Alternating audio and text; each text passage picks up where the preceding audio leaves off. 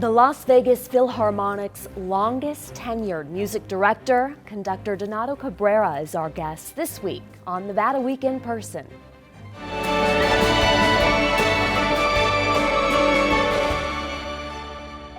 Support for Nevada Week in Person is provided by Senator William H. Hernstadt.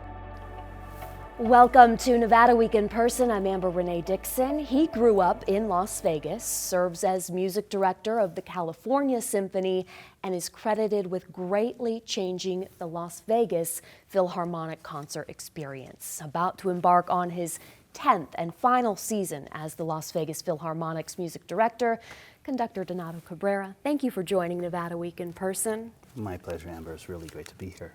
First off, why is this going to be your last season, the 2023-2024 season, last at the Las Vegas Philharmonic?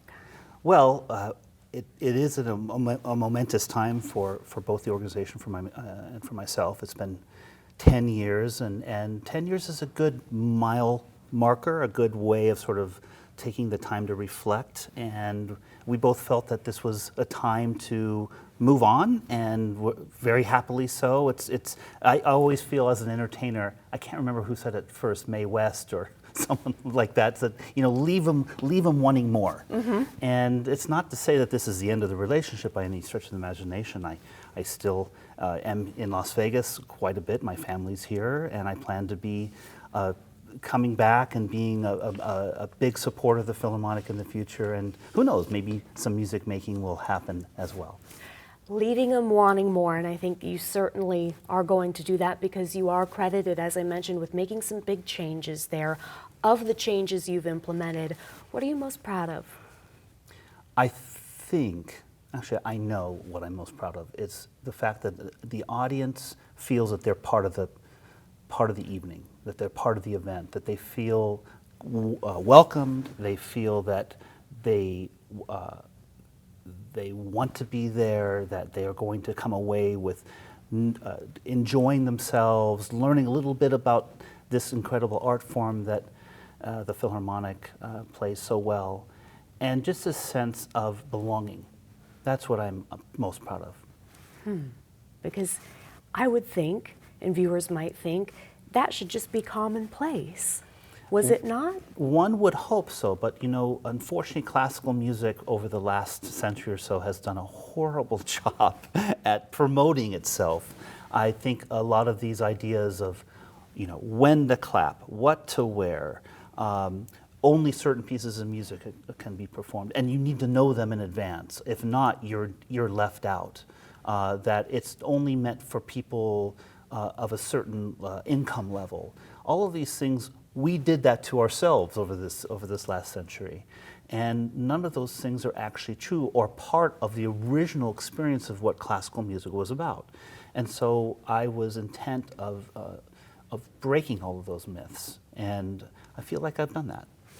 Why would you tell someone who feels that way, it's not for me, it's maybe a little bit too highfalutin? What would you tell them about why they should come? I would say that classical music, the music that the Las Vegas Philharmonic performs, is absolutely no different than their favorite Beatles song, their favorite Rage Against the Machine song, their favorite Louis Armstrong tune. It's all part of this big family of music makers. And just come to the concert. I guarantee you'll love it. And so, it's a sort of trying to sell it in a way, but knowing that once they get into those beautiful walls of the Smith Center, they're going to come away feeling exactly like they did at another concert. Part of a music director's duties is to educate the public and to educate children as well. How do you think you've left music education better off in Las Vegas?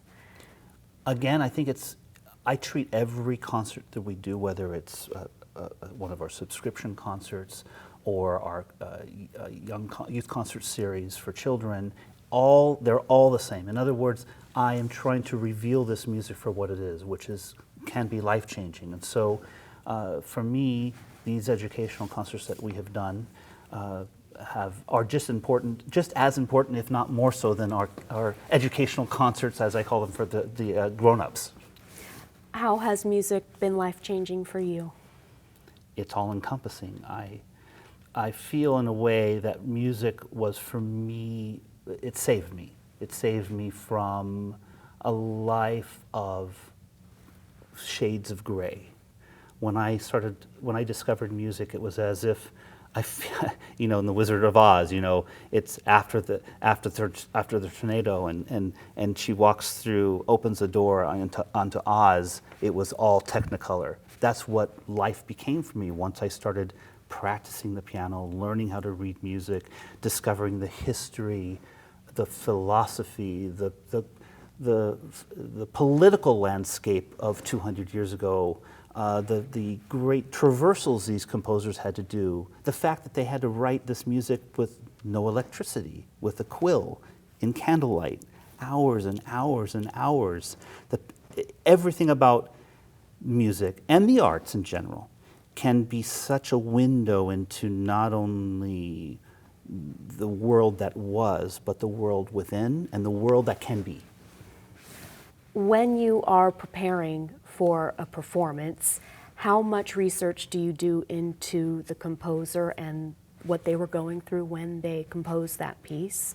It's paramount. For instance, for this coming season, my last season, I'm already studying. I'm already reading books about the composers I know less about, let's say, or if I'm doing a piece for the second or third time, I am looking at the score that I've used for the last 10 years with my markings, and then sometimes I'll buy a new score so it's entirely empty, and I revisit it as if I've never seen it before. So or I'm reading a historical fiction from that time to sort of get me in the framework of what it was like for Mozart to walk down the cobblestone streets of Vienna before cars and electricity, and the loudest thing that you could hear in Vienna at that time was the church bell. Think about that. That was the loudest thing in a city, was a church bell. Nothing louder.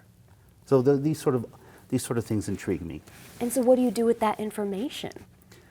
Well, so the word for loud in music is forte. So when you're playing Mozart and when you're conducting Mozart, and you know that the loudest thing was not an airplane, not a car speeding by, but a church bell. So is forte, loud, what was that like for an orchestra then? As opposed to a piece that was written 2 weeks ago, and when they say play loud. That is really important actually to know, because a loud sound in a Mozart orchestra is not the same loud sound as an orchestra or an orchestral piece from today. And that's very crucial to know that.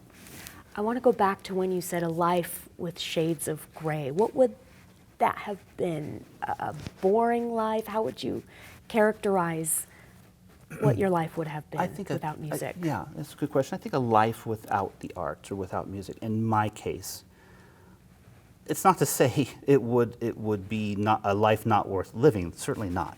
It's just that I feel that it has made me, music has made me who I am today. It has made me smarter. It has made me realize things about myself that I don't know if I would have realized without music. It certainly challenges me to be the best I can be. And in that way, I've often compared, and a lot of musicians do, compare it with sports and with becoming great in sports. The greatest athletes, they have such an insight into the philosophy behind sports, or they know everything about the historical ramifications of the people that preceded them. And so there are a lot of things that I find similar between these two endeavors. So raised in Las Vegas, born in Pasadena, but here in Las Vegas until you were 10 years old, then went up to Reno. You've talked about the importance of serving the community that you're in. Mm-hmm. So when you get back to Las Vegas finally, how different was it, and how did you go about determining, how do I serve this community? Well, for those of us watching this show, the difference between Las Vegas of 1980 and the Las Vegas of 2013, I mean, I can't think of a city that has transformed more in those years than Las Vegas. So while now my family, my grandmother and my aunt and uncle and my sister actually at the time, they were all living here in Las Vegas. So I had visited. It wasn't as if I hadn't known Las Vegas at all between that big stretch of time. But you know, the idea that the Smith Center would even exist it just completely blew my mind when I walked through those doors for the first time in 2013. That area, I remember that area. It was a bunch of train tracks because my father had a job near there when I was very young, and I remember that. And to see the Ruvo Center, the Outlet Mall, the Smith Center, where these train tracks were, I just couldn't believe it. Mm-hmm. So that's just one thing. I mean, there's just so many things about this city that's for the better, for the most part. It's just the incredible growth that has happened. The idea of Summerlin. I lived on the outskirts of town, and I lived on Jones. Uh-huh. My family's place. So anyway, we could go into the specifics of how much it's changed. But anyway. What about the people of Las Vegas? I mean, you've been working in California for years and years. How do you serve this community different than you would serve the San Francisco community?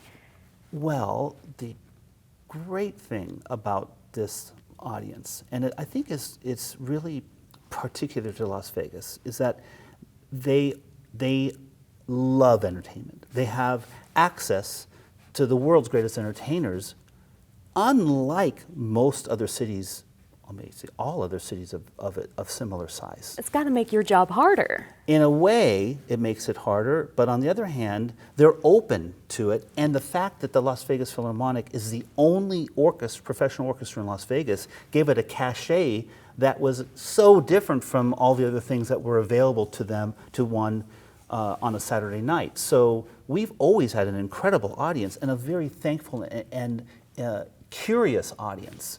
And so that is a lot different from a more established community like the Bay Area, or especially the East Coast, where there have been symphonies for as long as the city has been around, a couple of hundred years in the case of the New York Philharmonic.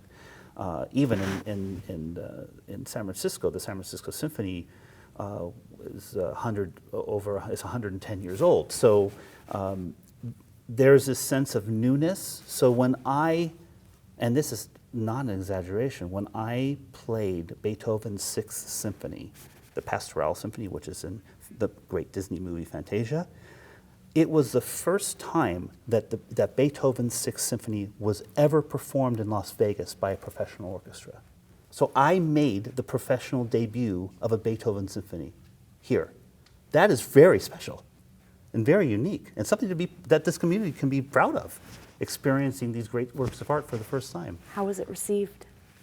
Can you imagine? They were so, on that program, by the way, I will say this, and this is something else I'm very proud of. I premiered a piece by a living composer who lives here in Las Vegas, Michael Torkey. The Mozart Piano Concerto, number 23, had also never been performed. And all three pieces were received with equal. Brand new piece and Beethoven Symphony. So, Donato Cabrera, thank you so much for joining Nevada Week in person. To see more like this, go to vegaspbs.org/Nevada Week.